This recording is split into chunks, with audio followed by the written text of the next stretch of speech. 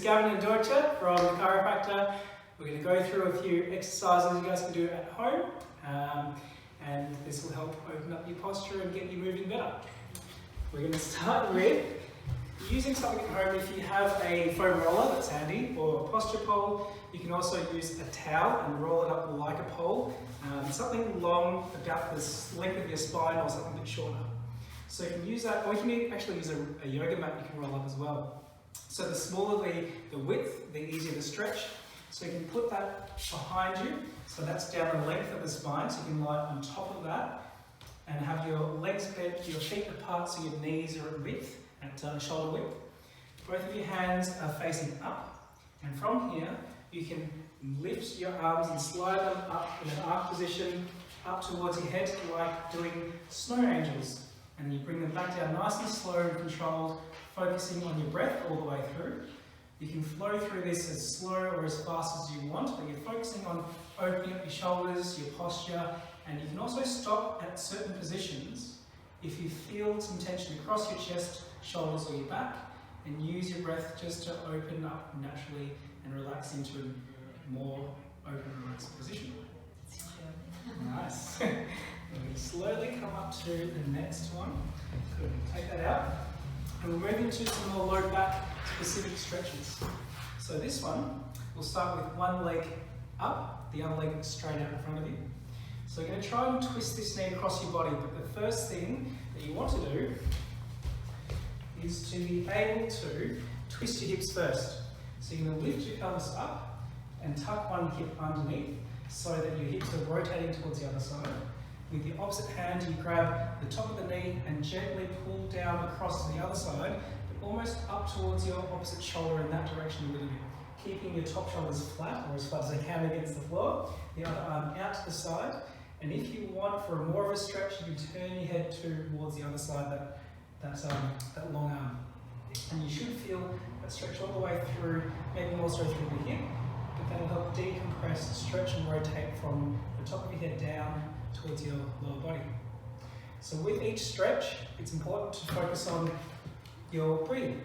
So about 6 or 8 breaths per hold, and make sure that as you exhale, allow your body just to open up, soften, and see what else you can relax. So it shouldn't be done with too much force.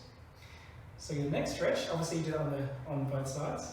The next stretch we're going to go into, still on your back. This will just work on opening up the back of your hips this time. So from this position, you start with both of your knees bent, and one leg, you can put that ankle over the other knee, over the thigh. Have your bent leg in more of a triangle position, keeping this knee out. And with your hands, you reach through and grab your hamstring, and you pull it up towards you. And you should feel that through the back of the hip that's bent. Now, you can also reach forward and grab your shin for more of a stretch if you feel like you can. Same thing, just a gentle pull, aim for 6 to 8 breaths per hold, and doing that on both sides. With every stretch, it's good to aim for about 2 or 3 rounds of those on each side. Is that good? Mm-hmm. Nice. So we're going to go up to a kneeling position. We're going to focus on the front of the hips now. So you want to find somewhere where you can have a bit of support on your side so you don't tip over. You can have a cushion on your back knee that's on the ground and lunge forward with the opposite leg. Your heel striding out just in front of your knee so that when you lunge forward, your knee and your ankle are stacked on top of each other. Exactly.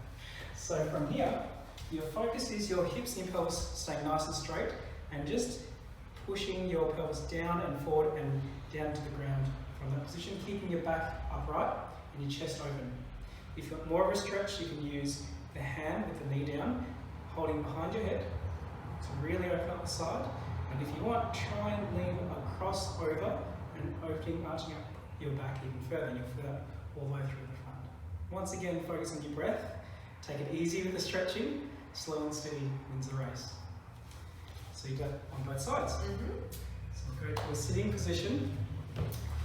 This time, we're focusing on your neck and your shoulder.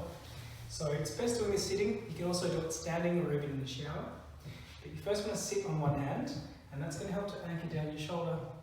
With your neck position, Your nose, you're going to point down towards your opposite armpit. And with your hand from in front, you reach over, grabbing the back of your head, and you can pull down towards the angle of your nose towards that shoulder. So you should feel that down through the neck, and down through the upper back. So in this position, you can also turn your head to more of an angle, and you'll feel that in a different part of your neck and your back. So you can turn it more away, or more towards the front and pulling forward, or more towards the front pulling sideways. So you can play around with the different angles and feel them in different positions. Be careful and be soft with these stretches. Take your time with them and make sure you balance out both sides. That's a great. That'll give you something to work with. Good luck, everybody. Hope to see you soon.